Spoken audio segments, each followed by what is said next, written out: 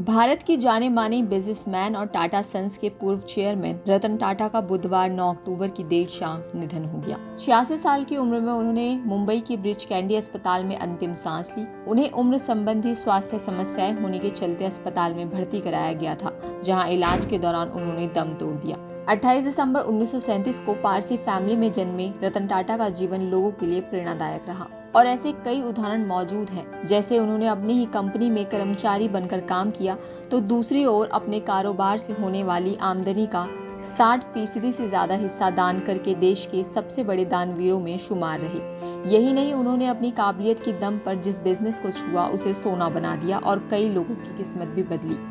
आइए 20 तस्वीरों में जानते हैं उनके जीवन की झलक। लेकिन आगे बढ़ने से पहले चैनल को सब्सक्राइब जरूर करें और रतन टाटा जी के लिए इस वीडियो को लाइक और शेयर जरूर करें, ताकि उनकी ये प्रेरणादायक कहानी हर किसी तक पहुंचे। तो चलिए बताते हैं आपको द लेजेंड रतन टाटा की कहानी 20 तस्वीरों की जुबानी।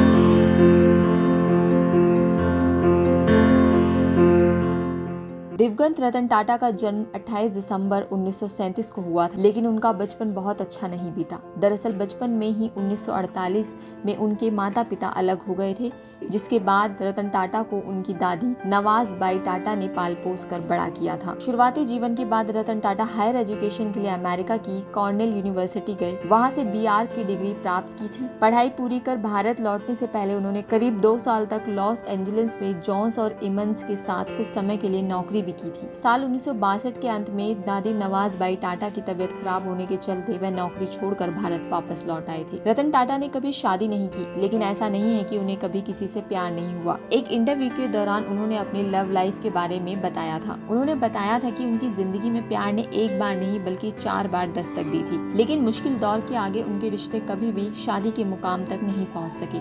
दादी की तबीयत खराब होने के चलते वे अमेरिका से भारत लौट गए थे, लेकिन उनकी प्रेमिका भारत नहीं आना चाहती थी। उसी वक्त भारत चीन का युद्ध भी छिड़ा हुआ था।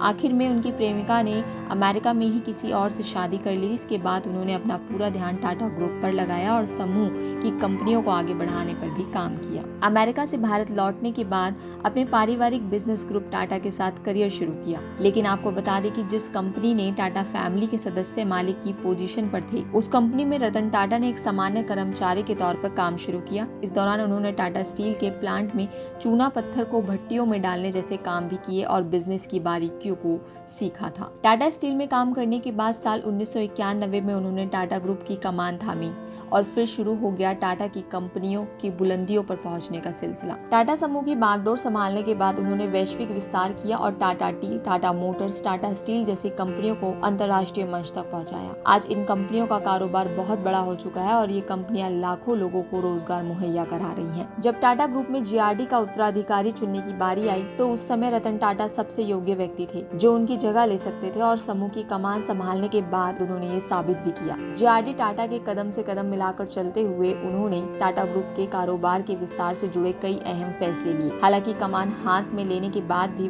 वो GRD टाटा से हर बड़े कदम पर राय मशवरा जरूर करते थे। साल 1993 की ये तस्वीर कुछ यही बयां कर रही है। 90 के दशक में ऑटोमोबाइल सेक्टर में फोर्ड का बड़ा नाम था, लेकिन टाटा ग्रुप की कंपनी टाटा मोटर्स के हाल ठीक नहीं थे और रतन टाटा ने इसकी पैसेंजर कार डिवीजन को बेचने का मन बनाते हुए फोर्ड के साथ डील की थी। लेकिन अमेरिकी कार निर्माता फोर्ड मोटर्स के चेयरमैन बिल फोर्ड ने डील के दौरान मजाक उड़ाते हुए रतन टाटा का अपमान किया था। इसके बाद क्या था, उन्होंने बिक्री का प्लान कैंसिल किया और टाटा मोटर्स को आगे बढ़ाने पर फोकस किया। महज 9 साल में बाजी पलटी और फोर्ड के 2 लोकप्रिय ब्रांड जैगुआर और लैंड रोवर को खरीदकर बिल फोर्ड को झुकने पर मजबूर कर दिया। रतन टाटा के नेतृत्व में टाटा ग्रुप का कारोबार तेजी से बढ़ा और देश ही नहीं बल्कि दुनिया भर में टाटा का डंका बजा। अपनी मेहनत और काबिलियत के दम पर विशाल साम्राज्य खड़े करने वाले रतन टाटा को भारत सरकार की ओर से बड़े सम्मान मिले। साल 2000 में जहां रतन टाटा को पद्म भूषण दिया गया, तो वहीं साल 2008 में उन्हें पद्म विभूषण से भी सम्मानित किया गया था। रतन टाटा ने एक ऐसा सपना देखा था जिसे पूरा करना शायद ही किसी के बस में नहीं नहीं होता, लेकिन रतन टाटा ने ये कर दिखाया। हम बात कर रहे हैं देश की पहली लखटकिया कार टाटा नैनो के बारे में। भारत के आम आदमी पार्टी को 1 लाख में कार खरीदने का मौका रतन टाटा ने ही दिया था। उन्होंने बाजार में 2008 में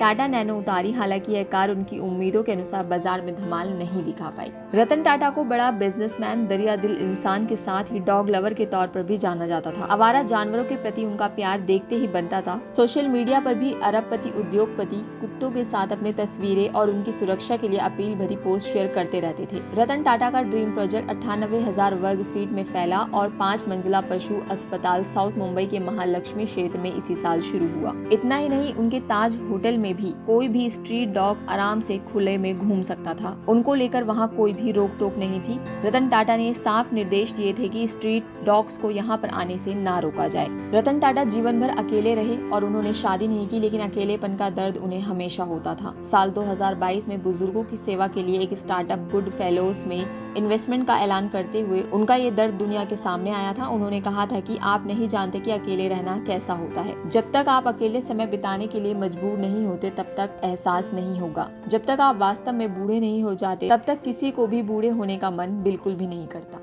रतन टाटा का सिर्फ अपनी ऑटोमोबाइल कंपनी टाटा मोटर्स पे ही विशेष फोकस नहीं था, बल्कि वे लग्जरी कारों की सवारी करने के भी शौकीन थे। उनके कार कलेक्शन में एक से बढ़कर एक कारें शामिल थी। रतन टाटा की पहचान जहां देश के एक बड़े बिजनेसमैन के रूप में होती है, तो वहीं उनके सादे स्वभाव की भी चर्चा होती थी।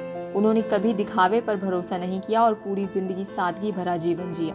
रतन टाटा बेहद सादगीपूर्ण जीवन जीते थे, लेकिन उनके कई बड़े शौक भी थे। इनमें पियानो बजाना, लग्जरी कारों और विमान उड़ाने का शौक भी शामिल था। वह 2007 में F-16 फाल्कन उड़ाने वाले पहले भारतीय बने। भारतीय उद्योगपति रतन टाटा को देश में ही नहीं बल्कि विदेशों में भी सम्मानित किया गया था, जहां एक और उन्हें ऑस्ट्रेलिया के सर्वोच्च नागरिक सम्मान ऑर्डर ऑफ ऑस्ट्रेलिया से सम्मानित किया गया था, तो वहीं फ्रांस में भी उन्हें सर्वोच्च सम्मान मिला था। इस साल संपन्न हुए लोकसभा चुनाव के दौरान 86 साल के रतन टाटा को मुंबई में अपना वोट डालते हुए भी देखा गया था। 5वें चरण के मतदान के दौरान रतन टाटा अपने मैनेजर शांतनु के साथ पोलिंग बूथ पर वोट डालने के लिए पहुंचे थे और उम्र के इस पड़ाव पर भी मताधिकार का इस्तेमाल करने का उत्साह उनमें साफ दिखाई दिया था। बिजनेसमैन, दानवीर, दरियादिल और पशु प्रेमी के तौर पर भारतीय कारोबारी इतिहास में अलग पहचान बनाने वाले भारत के रतन टाटा ने 9 अक्टूबर 2024 को दुनिया को अलविदा कह दिया। रतन टाटा ऐसे बिजनेसमैन थे जो अपने कारोबार से होने वाले आमदनी का 60% से ज्यादा हिस्सा